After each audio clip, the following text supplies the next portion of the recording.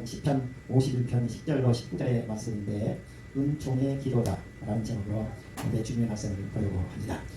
이 시편 51편은 다윗이 쓴 시입니다. 다윗이 그 우리아의 아내 바세바와 바로 이 동침을 한 후에 선지자 나단 선지자가 와서 바로 따끔하게 지적을 합니다. 이때 다윗 왕은 나단 선지자의 말을 듣고 그 자리에서 통회합니다. 그리고 자기 죄를 고백합니다. 제가 하나님께 큰 죄를 지었습니다. 우리 주님께서 제 죄를 용서하여 주시옵소서. 나단 선지자를 통해서 저를 깨달음을 준 것을 감사하게 생각합니다. 우리 주님께서 제가 지은 죄를 용서하여 주시옵소서. 그래서 통회하면서 기도합니다. 이 기도를 우리 주님께서 들어주셨을까요? 바로 이 기도를 우리 주님께서 들어주신 줄 믿습니다. 다윗 왕을 통해서 그 자손을 통해서 우리 주 예수 그리스도가 오시게 되었습니다. 이스라엘 그러면 다윗 왕 예수 이렇게 대표되는 것입니다. 우리 주님께서 다윗의 이 통회하는 이 회개를 들어주신 것입니다. 오늘 주신 말씀으로 은혜 받는 시간이 되실 수 있기를 주님의 이름으로 축원해 드립니다. 첫째는 자원하는 심령을 주셔서 나를 붙들어 주시옵소서라고 기도합니다. 자원하는 심령을 주셔서 나를 붙드소서라고 기도를 하는데 10절, 11절, 12절을 읽어주시기 바랍니다. 하나님이여 내 속에 정한 마음을 창조하시고 내 안에 정직한 영을 새롭게 하소서. 나를 주 앞에서 쫓아내지 마시며 주의 성령을 내게서 거두지 마소서. 주의 구원의 즐거움을 내게 회복시켜 주시고 자원하는 심령을 주사 나를 붙드소서. 나단 선지자의 따끔한 지적을 듣고 이스라엘의 왕은 절대 분노입니다. 다윗 왕은 이 세상에서 가장 큰 이스라엘 나라가 다윗 왕과 솔로몬의 가장 큰 영토를 차지했습니다. 감히 인접 지역에서 이스라엘을 건드릴 수 없을 정도로 강대국이 되어 있었습니다. 나단 선지자 하나 쓰는 것은 쉽습니다. 절대 분주 시대. 그런데 다윗 왕은 그렇지 않았습니다. 나단 선지자가 와서 당신이 잘못했다. 그렇게 하면 안 된다. 주님 앞에 당신이 큰 죄를 지었다. 따끔하게 지적을 합니다. 우리야 장군이 지금 전쟁터에 나가가지고 싸우고 있는데 다 국가 민족을 위해서 하나님의 명령을 받아 싸우고 있는 우리야 장군을 죽게 일부러 격렬한 전투가 벌어지는 곳에 내보내가지고 죽게 만들어라고 한 사람이 다윗 왕이었습니다. 그리고 그 사이에 그 부인 바세바를 통과했습니다. 이거를 따끔하게 지적을 한 것입니다. 이때 다윗 왕은 나단 선지자에게 무릎을 꿇고 내가 잘못했습니다. 내가 주님께 죄를 졌습니다. 제가 통회하는 심령으로 주님 앞에 이렇게 회개하오니 용서해 주소서. 이렇게 기도하는 것입니다. 하나님이여 내 속에 정한 마음을 창조하시고 내 안에 정직한 영을 새롭게 하소서. 나를 주 앞에서 쫓아내지 마시며 주의 성령을 내게서 거두지 마소서. 주의 구원의 즐거움을 내게 회복시켜 주시고 자원하는 심령을 주사 나를 붙드소서. 그리고 자원하는 심령을 주셔서 나를 붙드소서 라고 간절히 기도하고 있습니다. 우리는 하나님 앞에 나와서 주님 앞에 도움을 구해야 됩니다. 주님의 자비를 구해야 됩니다. 내가 통회하는 심령으로 회개하오니 제가 잘못한 우리 주님께서 용서하여 주시옵소서. 고린도후서 5장 17절에 말합니다. 그런즉 누구든지 그리스도 안에 있으면 새로운 피조물이라 이전 것은 지나갔으니 보라 새 것이 되었더라. 우리가 주님 앞에 나오면 예수 그리스도를 영접하게 되면 우리는 새로운 피조물이 된다라고 말씀하고 있습니다. 주님 앞에 나와서 무릎을 꿇어야 됩니다. 주님 앞에 주님의 얼굴을 바라보면서 회개해야 됩니다. 제가 회개하오니 제 심령을 용서하여 주시옵소서. 주님 앞에 통회하는 심령으로 나오지 않으면 우리 주님께서 그 사람 받아주시지 않습니다. 용서해 주시지 않습니다. 시편 80편 5절의 말씀입니다. 주께서 저희를 눈물 양식으로 먹이시며 사랑의 눈물을 마시게 하셨나이다. 우리가 주님 앞에 눈물로 회개해야 된다는 말씀입니다. 우리 주님 앞에 눈물로 회개하고 참여하는 기도를 드리게 되면 우리 주님께서는 바로 내 안에 실전에 있는 것처럼 정한 마음을 주신다는 거예요. 깨끗한 마음을 주신다는 거예요. 정직한 영을 우리한테 넣어주신다는 것입니다. 그리고 11절에 보면 성령님께서 우리를 인도해 주신다는 것입니다. 그래서 주님 앞에 다시 자원하는 마음으로 설 수 있게 만들어 주신다라고 말씀하고 있습니다. 우리는 주님 앞에 나와서 주님께 자비를 구해야 된다라고 말씀하고 있습니다. 그러면 우리 주님께서는 우리를 회복시켜 주신다라고 말씀하십니다. 우리 주님께서는 회복시켜 주실 뿐만 아니라 우리 주님께서 우리가 일할 수 있도록 권능도 주신다라고 말씀하고 있습니다. 로마서 14장 4절에 보면 남의 하인을 판단하는 자는 누구냐? 그 섰는 것이나 넘어지는 것이 제 주인에게 있으니 저가 세움을 받으리니 이는 저를 세우시는 권능이 주께 있으니라. 주님께서 세워주시는 것입니다. 내가 섰다라고 하는 것은 아무런 의미가 없습니다. 내가 주님 안에 와 있다라고 하는 것은 의미가 없습니다. 우리 주님께서 저는 내 안에 들어와 있다라고 인정을 해주셔야 돼. 그게 참된 인정이라는 것입니다. 참된 우리 주님의 사람으로 인정을 받으려면 어떻게 해야 되느냐? 통회하는 심령으로 나단 선지자가 따끔하게 타이방을 지적했을 때 나단 선지자를 책하지 아니하고 왕인데도 불구하고 절대 군주로서의 그 권한을 가지고 있는 왕인데도 불구하고 이렇게 선지자에게 하나님을 전하는 이렇게 선지자에게 무릎을 딱 꿇고 선지자님 잘못했습니다. 제가 통회하는 심령으로 회개하오니 용서하여 주시옵소서. 용서를 우리 주님께 구해 주소서. 이렇게 했다는 것입니다. 우리 주님께서 그 통회하고 회개하는 다윗의 이 간절한 기도를 들어주셨습니까? 들어주셨습니다. 다윗이 훌륭한 것은 뭐냐? 선지자를 보내서 하나님께서 전하라고 하는 말을 선지자가 입을 통해서 들었을 때 바로 무릎을 꿇고 그 선지자의 말을 들었다는 것입니다. 순종했다는 것입니다. 우리 주님께서 다윗을 이 세상에 가장 훌륭한 왕으로 세워주셨습니다. 지금도 다윗의 후손들이 이 세상을 알고 보면 지배하고 있는 것입니다. 다윗으로부터 예수 그리스도가 오셨습니다. 바로 이 세상은 지금 한 80억 인구가 살고 있습니다. 80억 인구 중에서 한 55억 정도가 크리스천입니다. 예수 그리스도를 믿는다고 하는 사람들이 살아가고 있습니다. 바로 이 예수 그리스도를 믿는 사람들은 다윗을 모르는 사람이었습니다. 바로 다윗이 훌륭한 점은 죄를 안 지은 것이 아닙니다. 죄를 지었는데도 불구하고 그 선지자를 통해서 하나님께서 전하라고 하는 회개하라, 참여하라, 깨달으라고 했을 때 깨달았다는 것입니다. 그 자리에서 무릎을 꿇었다는 것입니다. 그리고 주님 앞에 통회하는 심령으로 고백하는 기도를 드렸다는 것입니다. 우리 주님께서 그 기도를 들어주신 것입니다. 우리는 예수 그리스도를 중보 삼아서 주님 앞에 온전히 바르게 무릎 꿇고 참여하는 심령으로 기도를 드리게 되면 우리 주님께서 기도를 들어주십니다. 내 문제도 해결해 주시고 내가 어떤 극악한 죄를 지었을지라도 우리 주님께서는 용서해 주십니다. 그리고 내가 지은 죄를 축복으로 바꿔주십니다. 은혜로 바꿔주십니다. 우리 주 예수 그리스도 온전하게 붙잡으시기를 주님의 이름으로 축원해 드립니다. 잠언 16장 9절입니다. 사람이 마음으로 자기의 길을 계획하지라도 그 걸음을 인도하시는 자는 여호와 신이라. 우리가 이런 계획도 해보고 저런 계획도 해보지만 내 마음대로 되는 거 없습니다. 우리 주님께서 나를 인도해 주셔야 됩니다. 나는 전혀 뜻하지 않았는데 가면 좋은 사람이 기다리고 있습니다. 나를 만나자고 하는 사람이 그 사람 만나자고 갔는데 우리 주님은 그 옆에 있는 사람을 좋은 사람으로 데려다 놓고 있었던 것입니다. 내중에 보니까 그 사람을 통해서 일이 전개되는 것입니다. 우리 주님은 그런 분이십니다. 좋은 사람을 붙여주시고 좋은 일이 전개되게 만들어 주십니다. 이러한 축복이 있으시기를 주님의 이름으로 축원해 드립니다. 두 번째입니다. 두 번째는 내 혀가 주의 일을 노래하리라고 기도합니다.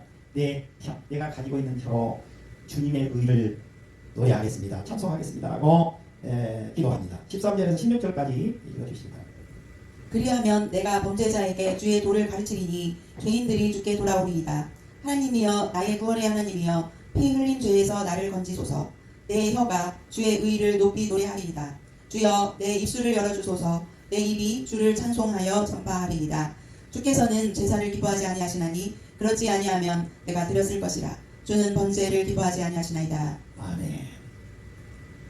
13절에 그리하면 내가 범죄자에게 주의 도를 가르치리니 죄인들이 주께 돌아오리이다.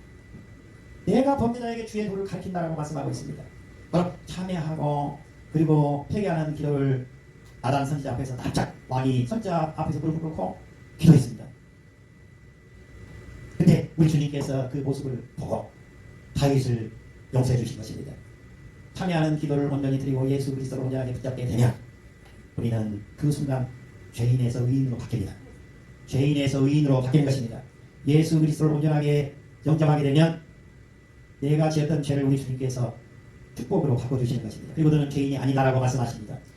내가 범죄자에게 여기 내가는 누굽니까? 다윗입니다. 금방 나간 선지자로부터 책망을 드렸습니다. 참여하고 기도했던 우리 주님께서 마음속에 뜨거움을 주셨습니다. 됐다. 내가 용서했다. 너는 이게 죄인이 아니다. 금방 바뀌었습니다. 태도가. 그렇게 하신다면, 주님께서 그렇게 해주신다면 내가 죄를 짓는 사람들에게 가서 주의 도를 가르치겠습니다 라고 말하고 있습니다. 그가 무도한 이 죄인인 다윗 왕이 참여 기도를 드리고 난 다음에 제가 죄 지은 사람들에게 가서 주님의 도를 가르치겠다라고 말씀하십니다. 주님을 전파하겠다라고 말하고 있습니다. 주님을 증거하겠다라고 말하고 있습니다. 네, 그렇게 하면 죄인들이 주님께로 돌아올 것입니다. 죄인들이 제가 전한 예수 그리스도를 우리 주님의 소식을 듣고 죄 지은 자들이 주님께로 돌아올 것입니다. 놀랍지 않습니까? 하나님이여 나의 구원의 하나님이여 피 흘린 죄에서 나를 건지소서. 내 혀가 주의 의를 높이 노래하리라. 여러분 그 노래라는 게 찬송이라는 게 금방 안 나옵니다. 내 마음속에 지금 평안이 없으면 찬송 못 부릅니다. 찬송 불러도 은혜가 안 됩니다. 지금 우리 가정이 시끄럽고 막 문제가 켜있고 여기저기서 그냥 안 좋은 일만 일어나고 있는데 여러분 친구 만나가지고 세상 속에서도 노래 부르고 가지고 노래방 가서 노래 부르지 않으면 노래방 가고 싶어요? 노래가 나와요? 심지어 세상 속에서도 그러할텐데 우리 주님 앞에 나와서 지금 죄인인 상태로 그대로 만약에 있다면 우리 주님께서 괜찮다 내가 내 용서해줬다 마음에 주님이 주시는 평안이 없으면 찬송이 나오겠느냐 그 말이에요. 안 나오는 것입니다. 이 찬송을 부를 수 있다는 것은 노래를 부를 수 있다는 것은 가장 내 마음에 평안이 자리 잡았을 때 노래를 부르는 것입니다. 우리 시골에서 그냥 어렸을 때 옛날에는 보일러가 없으니까 나무 있습니다. 나무는 산속으로 올라가고 나무 해가지고 내려갔습니다. 나무로 갈 때 지게질 가지고 짝대기 이렇게 치고 땅땅땅 두드리면서 노래 부르면서 올라가고 나무 한 집 해가지고 내려오면서 노래 부르면서 힘들어도 그 나무집을 짊어지고 내려오면서도 노래를 부르고 내려왔습니다. 몸은 비록 힘들고 그래도 마음에는 평안이 있었던 것입니다. 여러분들 지금 마음에 평안이 있으십니까? 우리 주님이 주신 평안을 믿습니다. 만약에 평안이 없으신 분은 무릎 꿇고 기도하시기 바랍니다. 우리 주님께서 평안한 마음을 주실 줄 믿습니다. 평안한 마음을 가지셔야 됩니다. 그리고 여러분들의 입에서 찬송이 나오게 만들어야 됩니다. 그냥 찬송이 나오는 것이 아닙니다. 바로 우리 주님 앞에 내가 찬양의 기도를 하고 용서를 구했던 우리 주님께서 평강의 마음을 주신 것입니다. 나단 선지자 앞에서 무릎을 꿇고 구박이 내가 잘못했습니다. 주님 제가 죽을 죄를 졌습니다. 제 참여하는 기도를 들어주시옵소서. 용서하여 주시옵소서. 그렇게 하신다면 제가 이 세상의 범죄자들에게 가가지고 죄를 지은 사람들에게 가가지고 제가 주님의 도를 전하겠습니다. 주의 의를 전하겠습니다. 주의 사랑을 전하겠습니다. 주의 그 은혜를 전하겠습니다. 다윗왕을 우리 주님께서 주의 도를 전하는 자로 사용하셨습니까? 주의 의를 전하는 사람으로 사용하셨습니까?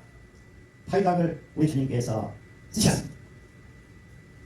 이스라엘의 통일된 왕국을 다스리도록 만들어 주셨습니다. 진정한 바로 왕이 되게 해 주셨습니다. 우리에게 우리 주님께서 그러한 축복을 내려주실 줄 믿습니다. 우리 입으로 우리 주님을 찬송할 수 있다는 것은 그야말로 축복이 아닐 수 없습니다. 16절에 보니까요. 우리 주님께서는 제사를 기뻐하지 아니하시나니 그렇지 아니하면 내가 되었을 것이다. 주는 번제를 기뻐하지 아니하시나이다. 지금 마음속에는 찬양하는 마음도 없고 우리 주님 앞에 내가 지은 죄를 고백도 안 하고 회개만 하고 용서도 구하지 아니하고 나는 뜨거다 잘못한 게 하나도 없다. 우리 주님께서는 그 사람이 와서 아무리 찬송을 부르고 기도를 하고 예배에 거듭한 척 이렇게 예배에 참석해도 그 예배를 받으시지 않는다는 것입니다. 주는 번제를 기뻐하지 아니하시나이다. 죄를 회개하지 않았는데 번제는 가지고 와서 하나님 앞에 번제를 드린다는 것입니다. 주일날 가서 예배는 드린다는 것입니다. 이 사람을 우리 주님께서는 축복하시지 않는다는 것입니다. 그 사람을 만개하지 않는다는 것입니다. 네, 우리 주님께로 온전하게 돌아오기를 바라는 것입니다. 우리 주님이 온전하게 돌아오라고 말씀하시는 음성을 들으시기를 주님의 이름으로 축복해 드립니다. 시편 32편 8절에 보면 내가 너의 갈 길을 가르쳐 보이고 너를 주목하여 풍기하리로다. 우리 주님께서 우리 주님 앞에 온전하게 바로 사사 회개하고 우리 주님이 주신 음성을 듣고 멋지게 살아가기로 결단한 사람에게는 우리 주님께서 갈 길을 바르게 인도해 주신다는 거예요. 이게 시편 32편 8절에 맞습니다. 내가 너의 갈 길을 가르쳐 보이고 너를 주목하여 풍기하리로다. 우리 주님의 손잡고 우리 주님이 손잡고 가게 만들어 주신다는 거예요. 내가 우리 주님의 손을 잡는 것이 아닌 것입니다. 우리 주님이 먼저 아시고 나의 심령을 보시고 통회하는 심령, 회개하는 심령, 우리 주님 앞에 용서를 구하는 심령을 우리 주님께서 받아주시고 내 손을 모셔서 살포시 잡아주시고 좋은 사람과 연결시켜주시고 내 아픈 몸 좋은 의사 만나서 치료받게 만들어주시고 해결되게 해주신다는 거예요. 이 세상에 눈에 보이는 것은 아주 조금 눈에 보이지 않는 것이 엄청 큰 역할을 하는 것입니다. 나를 괴롭히는 것은 눈에 보이지 않는 것이 괴롭히는 것입니다. 우리가 코로나 받았습니까? 코로나가 뭐 문제가 있습니까? 뭐가 있습니까? 없습니다. 그러나 전 세계를 얼마나 시끄럽겠습니까? 전 세계 수백만 명을 죽게 만들었습니다.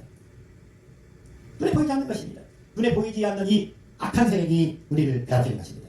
우리 주님은 그 악한 세력이 우리를 괴롭히지 않도록 우리를 지켜보아야 주십니다. 우리 주님께서 천군천사를 파견하셔서 방벽을 세워서 우리를 지키시고 보아야 주시는 것입니다. 그리고 좋은 사람을 붙여주셔서 우리 주님이 원하고 바라는 길로 우리를 인도해 이끌어 사용하시는 것입니다. 주님이 인도하시는 그 축복을 받아들이는 우리 성도님들이 되시기를 주님의 이름으로 축원해드립니다. 우리가 입을 열어서 해야 될 일이 뭐냐? 바로 우리 주님을 참여하는 것입니다. 참여하려면 어떻게 해야 되느냐? 주님 앞에 나와서 참여해야 된다는 것입니다. 회개해야 된다는 것입니다. 주님 앞에 용서를 구해야 된다는 것입니다. 그러면 우리 주님께서 내 입을 통해서 나도 모르게 찬송이 울려 퍼지게 만드는 것입니다. 우리 주님을 찬양하게 만드는 것입니다. 내 입에서 저주의 말이 아니라 축복하는 말이 입에서 나오게 만들어 주시는 것입니다. 야고보서 3장 10절에 말씀입니다. 한 입에서 찬송과 저주가 나오는도다 내 형제들아 이것이 마땅하지 아니하니라. 우리 입으로는 찬송도 할 수 있고 저주도 할 수 있다는 것입니다. 그런데 우리 주님께서 우리 주님 앞에 참여하고 통회하고 용서를 구하게 되었더니 우리 주님께서 우리 주님을 찬송하게 만들어 주셨다는 것입니다. 내 인생이 아름답게 지금 펼쳐져 가도록 인도해 주신다는 것입니다. 주님을 찬미하시는 우리 성도님들이 다 되시기를 주님의 이름으로 축복해 드립니다. 세 번째입니다. 하나님을 구하시는 제사는 상한신령이라는 것입니다. 하나님을 구하시는 제사는 상한신령이라고 말하고 있습니다. 17절에서 19절까지 읽어주시기 바랍니다. 하나님께서 구하시는 제사는 상한 심령이라 하나님이여 상하고 통회하는 마음을 주께서 멸시하지 아니하시리이다. 주의 은택으로 시온에 선을 행하시고 예루살렘 성을 쌓으소서. 그때에 주께서 의로운 제사와 번제와 온전한 번제를 기뻐하시리니 그때에 그들이 수소를 주의 제단에 드리리이다. 아멘. 16절에서 보니까 주께서는 제사를 기뻐하지 아니하시나니 그렇지 아니하면 내가 드렸을 것이라. 주는 번제를 기뻐하지 아니하시나이다. 오늘 우리에게는 제사는 예배입니다. 우리 주님께서 예배를 기뻐하시지 않는다는 것입니다. 참여하는 기도, 우리 주님 앞에 회개하는 기도도 드리지 않고 용서를 구하는 기도도 하지 않고 예배에 맹목적으로 참석하는 것은 우리 주님께서 기뻐하시지 않는다는 것입니다. 오늘날 개념으로 다시 해석을 해드리죠. 그런데 17절에서는 뭐라고 했습니까? 우리 주님께서 하나님께서 구하시는 제사는 상한신령이라고 말하고 있습니다. 내 마음이 상한신령이 되는 날.